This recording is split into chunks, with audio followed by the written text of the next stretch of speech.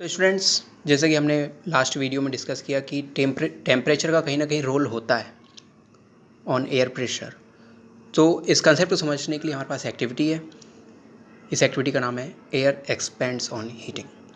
Take a boiling tube, stretch a balloon tightly over the neck of the tube. You can use a tape to make it tight. Pour some hot water in a beaker.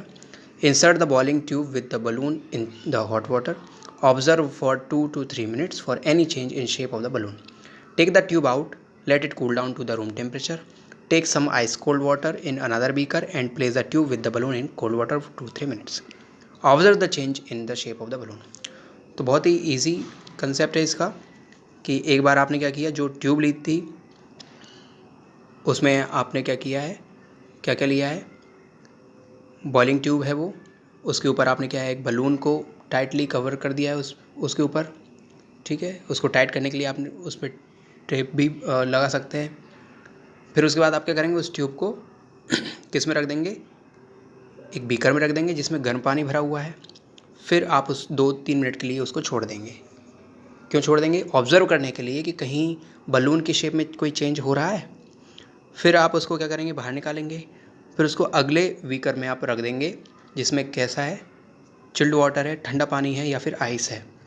उस beaker में आप उसको रख देंगे। फिर उसको 2-3 minute के लिए छोड़ देंगे, ये देखने के लिए कि कहीं उसकी शेप में, बलून की शेप में कोई चेंज हो रहा है। ठीक है, जैसे आप देख सकते हैं तीनों diagram. Balloon tied over the neck of the boiling tube. ठीक है, उसके बाद क्या किया, boiling tube emerge in hot water and boiling tube emerge in ice cold water.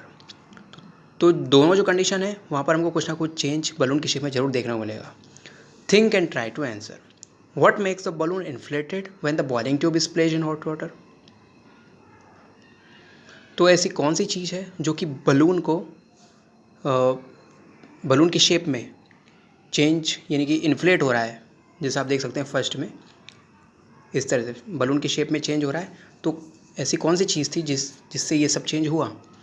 ठीक है, इस तरह इसमें भी ये कंडीशन है कि यहाँ पर भी अपोजिट हमको देखने को मिल रहा है। यहाँ पर भी शेप में चेंज हुआ है लेकिन यहाँ पर अपोजिट कंडीशन है। Why is the same balloon deflated when the tube is kept in cold water? Inflated and deflated opposite words हैं। इन्फ्लेटेड मतलब कि वह फूल गया था, फैल गया था। ठीक है, in this condition when there was hot water. ठीक है, and when there was cold water it got deflated, यानी कि वो सिकुड़ गया था, अंदर की तरफ धंस गया था। Can we infer from the first observation that air expand on heating? Yes, यहाँ पर वो इस तरह से इन्फ्लेट हो गया है, इसका मतलब है इसके अंदर एयर भर गई है, ऐसा लग रहा है।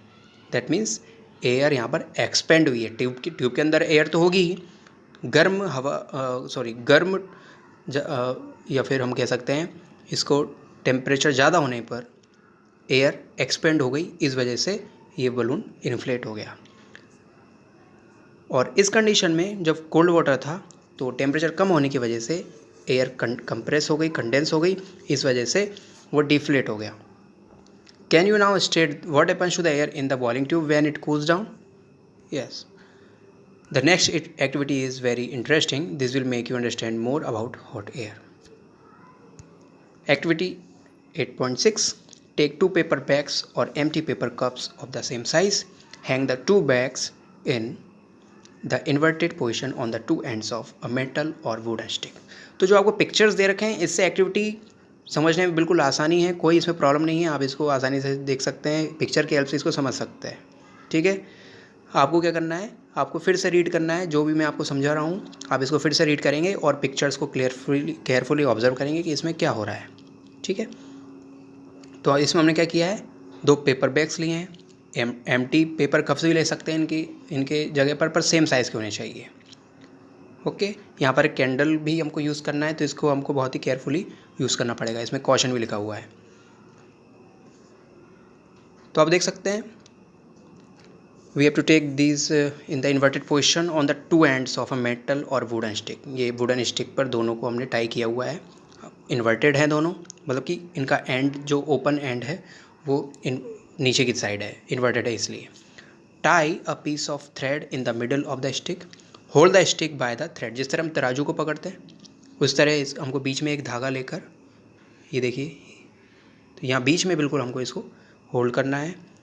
ठीक है, put a burning candle below one of the bags as shown in the figure. Observe what happens. Why is the balance of the bags disturbed?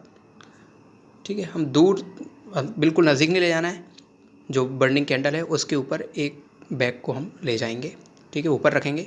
हम ये देखते हैं कि जो बैलेंस है वो डिस्टर्ब हो जाता है, यानी कि जो सेम साइज़ के थे तो बिल्कुल बीच में रहेगा स्टिक, लेकिन जैसे हम इसको बर्निंग कैंडल के ऊपर एक बैग को ले जाते हैं द बैलेंस गेट्स डिस्टर्ब, ठीक है। जो सिरा जिसके ऊपर जो कैंडल के ऊपर वाला सिरा है वो ऊपर की तरफ मूव कर जाएगा, ठीक है। ऐसा लगेगा जैसे कि यहाँ से कोई मतलब कि ये हल्का हो गया है, दैट इसका वेट कम हो गया है, ऐसा लग रहा है यहाँ पे। ऐसा क्यों हुआ? Why is the balance of the bag disturbed? Does this activity indicate that warm air rises up? As the warm air rises up, it pushes the bag above the candle. हवा गर्म हो गई थी और वो हमेशा ऊपर की तरफ मूव करती है, ठीक है। तो ये क्या, गर्म हवा क्या करेगी, इस वाले बैग को जो कि कैंडल के ऊपर है इसको ऊपर की तरफ मूव कर देगी, ठीक है। और जो दूसरा बैग था उसके नीचे कोल्ड एयर है कंपेरेटिवली, तो वो नीचे की तरफ मूव कर जाएगा, क्योंकि cold air as compare to the hot air it moves it weighs more, so it's moves down. हमने सी ब्रीज और लैंड ब्रीज के कंसेप्ट में भी यही बात पढ़ी है कि कोल्ड एयर नीचे जाती है क्योंकि थोड़ी भारी होती है as compare to the hot air. Does this activity indicate that warm air rises up? As the warm air rises up, it pushes the bag above the candle. Does the disturbance of the balance suggest that the warm air is lighter than the cold air? Yes. Can you now explain why smoke always rises up? तो आप इसका जवाब भी दे सकते हैं, smoke धुआं हमेशा ऊपर की तरफ ही क्यों उठता है। Also it is important to remember that on heating the air expands and occupies more space. Air गर्म करने पर फैलती है और ये ज़्यादा जगह घेरने की कोशिश करती है। When the same thing occupies more space, it becomes lighter. The warm air is therefore lighter than the cold air. जो अभी मैंने बताया वही बात यहाँ पर लिखी हुई है कि इसलिए वो ऊपर मूव करती है हॉट एयर, क्योंकि वो हल्की हो जाती है, उसका वजन कम होता है as compare to the cold air. That is the reason that the smoke goes up.